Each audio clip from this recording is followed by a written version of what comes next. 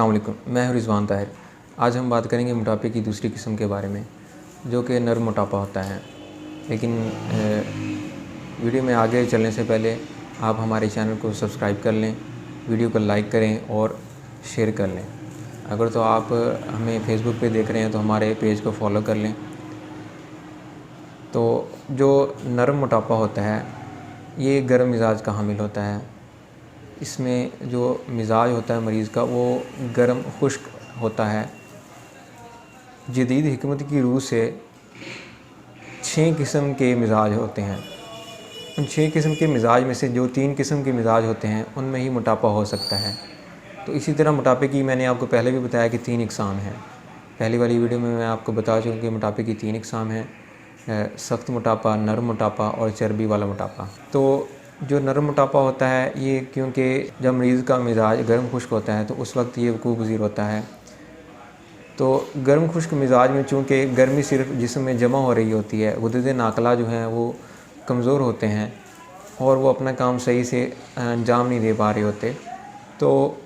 جو مادے، فاسد مادے جسم سے نکلنے چاہیے وہ نہیں نکل پا رہے ہوتے۔ خون میں سے جو فاسد مادے ہیں وہ پسینے کی شکل میں جسم سے اخراج پاتے ہیں یا پھر پیشاب سے اخراج پاتے ہیں، تو وہ جسم میں جمع ہونا شروع ہو جاتے ہیں۔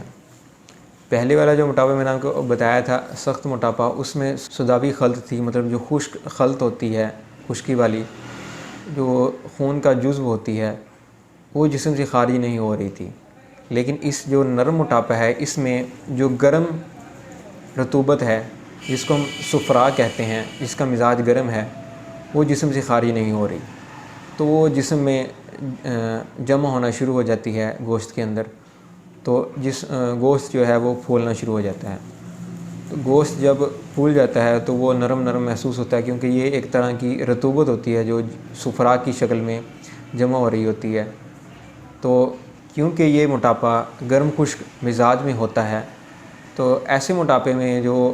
مریض ہے اس کو جو چھوٹا پیشاب ہے، یورین جو ہے وہ کم مقدار میں آتا ہے، یا آپ کچھ مریض جو ہیں وہ ایسے بیان کرتے ہیں کہ جی مجھے چھوٹا پیشاب ایسے ہے جیسے کوڑا تیل ہوتا ہے، مطلب سرسوں کا تیل ہوتا ہے، تو کچھ اس طرح کو انہیں پیشاب آ رہا ہوتا ہے۔ تو کچھ مریض جو ہیں وہ اس میں جلن کی بھی شکایت کرتے ہیں۔ ایسے موٹاپے میں مریض کا جسم نرم اتنا زیادہ ہوتا ہے کہ دبانے سے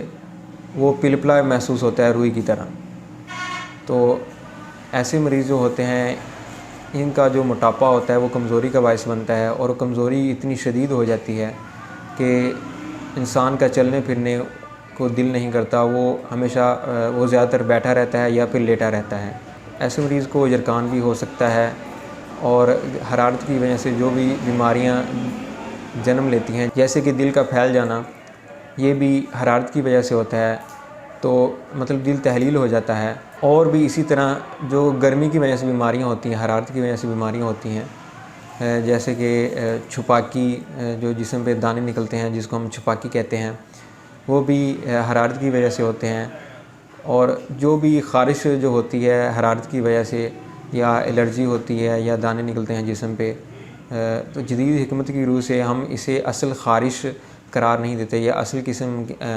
کے دانے قرار نہیں دیتے، کیونکہ یہ نرم ہوتے ہیں اور یہ کچھ دیر کے لیے آتے ہیں۔ یہ تھوڑی بہت میڈیسن استعمال کرنے سے یا تھوڑے بہت پرہیز کے ساتھ یہ ختم ہو جاتا ہے، چونکہ جو سداوی مزاج میں جو دانے ہوتے ہیں وہ سخت ہوتے ہیں، اور جو خارش ہوتی ہے وہ دیر پا ہوتی ہے، وہ زیادہ دیر تک رہنے والی ہوتی ہے۔ خشکی جو ہوتی ہے، خشکی والی خارش، وہ بہت سخت پرہیز کرنے کے بعد ہی جان چھوڑتی ہے۔ تو اس لیے جو اصل خارش یا دانے جو ہوتے ہیں وہ سداوی مزاج مطلب خشک مزاج میں ہی پائے جاتے ہیں۔ یہ تو تھی اس کی علامات۔ اسباب جو ہیں وہ، اگر ہم اسباب کی تفصیل سے بات کریں تو اسباب میں اس میں سب سے پہلے یہ بات ہے کہ عام طور پہ پاکستان میں چونکہ ہماری غذا جو ہے وہ گرم ہم استعمال نہیں کرتے، جیسے کہ کھجور کا استعمال بہت کم لوگ استعمال کرتے ہیں کھجور کو ریگولر، اور شہد کا استعمال ہو گیا، یا اونٹنے کا دودھ ہو گیا، یا سرسوں کا ساگ اور میتھی کا ساگ، یا پھر آپ کہہ لیں کہ کبوتر، تتر بٹیر، ہرن، ان کا گوشت یا بکرے کا گوشت، یہ بہت کم لوگ استعمال کرتے ہیں۔ تو جو لوگ زیادہ استعمال کرنا شروع کر دیتے ہیں یا پھر ان کو یہ موٹاپا ہو سکتا ہے، یا پھر اگر کچھ لوگ یہ بھی شکایت کرتے ہیں کہ ہم تو حرارت والی غذائیں کھاتے نہیں ہیں تو ہمیں موٹاپا کیسے ہو گیا ہے، تو ان کے لیے یہ جواب ہے، یا ان کے لیے ہماری جو جدید حکمت ہے وہ یہ کہتی ہے کہ چونکہ جو غصہ ہے اس کا مزاج بھی ہم گرم ہی تصور کرتے ہیں، گرم مزاج ہی اس کا بنتا ہے غصے کا، تو جو مریض زیادہ غصہ کرتے ہیں ان کا مزاج بھی آہستہ آہستہ حرارت والا مزاج بننا شروع ہو جاتا ہے۔ یہ نفسیاتی سبب ہوتا ہے، اور نفسیاتی سبب کی وجہ سے جسم میں حرارت پیدا ہونا شروع ہو جاتی ہے۔ وہ حرارت جو ہے وہ صفرا پیدا کرنے کا باعث بنتی ہے، تو وہ صفرا جو ہے وہ جب زیادہ مقدار میں پیدا ہونا شروع ہو جاتا ہے تو وہ جسم سے خارج نہیں ہو رہا ہوتا، تو وہ جسم میں سٹور ہونا شروع ہو جاتا ہے، جس کی وجہ سے مریض جو ہے وہ موٹاپے کا شکار ہو جاتا ہے۔ تو ایسے موٹاپے کے علاج کے لیے جو غذا ہم استعمال کریں گے، اس سے پہلی والی ویڈیوز میں بھی آپ کو گاہے بگاہے آپ کو بیان کرتا رہتا ہوں غذا کے مزاج کے حوالے سے، یا بتاتا رہتا ہوں کہ اگر آپ نے ہمارا جو چارٹ ہے وہ حاصل کرنا ہے تو کمنٹ باکس میں کمنٹ کر دیں، یا ہم سے واٹس ایپ پہ رابطہ کر لیں تو ہم آپ کو غذائی چارٹ بھی سینڈ کر دیں گے۔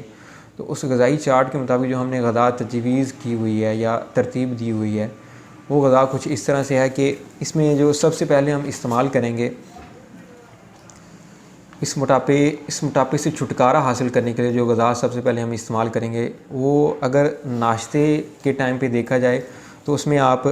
فرنی کھا سکتے ہیں، کسٹرڈ کا استعمال کر سکتے ہیں، جو کا دلیا وہ استعمال کر سکتے ہیں، سوجی کا حلوہ، فالودہ، مربع سیب، مربع گاجر اور سوئیاں بھی کھا سکتے ہیں۔ اگر تو کوئی مریض قہوے کا شوقین ہے، وہ چائے نہیں پیتا، یا وہ کہتا ہے کہ مجھے کوئی قہوہ بتا دیں، تو اس کے لیے جو قہوہ ہم نے ترتیب دیا ہے وہ ہے گلاب کا، یا گلاب آپ شامل کر لیں، اس کے ساتھ سونف شامل کر لیں، الائچی شامل کر لیں، ان تینوں میں سے کسی ایک چیز کا قہوہ بھی استعمال کر سکتے ہیں، یا ان تینوں چیزوں کو ایک ساتھ استعمال کر لیں ایک ہی قہوے میں۔ اسی طرح جو مریض کہتے ہیں کہ دوپہر اور رات کو کون سی غذا استعمال کرنی چاہیے، تو اس کے لیے گاجر، مولی، شلجم، مونگرے، کدو، بھنڈی، پیٹھا، مونگی کی دال، اس کو دال مونگ بھی کہتے ہیں، ماش کی دال۔ اگر جوس کی بات کریں تو اس میں گاجر کا جوس، گنے کا جوس، ستو، دودھ سوڈا وغیرہ استعمال کر سکتے ہیں۔ اس کے بعد اگر کوئی مریض کہے کہ جی ہم اس موٹاپے کے علاج کے لیے کون سا پھل استعمال کریں، تو اس میں تربوز، خربوزہ، میٹھا انار، امرود، کھیرا، گرما، سیب اور کیلا۔ سیب ہمیشہ آپ جب بھی حرارت والی مرض کے خلاف آپ جو غذا استعمال کریں گے تو اس میں جو آپ سیب استعمال کریں گے وہ ہمیشہ میٹھا سیب، پکا ہوا سیب استعمال کریں۔ آج کے لیے اتنا ہی۔ ہماری ویڈیو کو لائک کریں، شیئر کریں، ہمارے چینل کو سبسکرائب کر لیں۔ اگر تو آپ ہماری ویڈیو کو فیس بک پہ ملاحظہ فرما رہے ہیں تو ہمارے پیج کو فالو کر لیں، ویڈیو کو لائک کریں، شیئر کریں۔ اللہ حافظ۔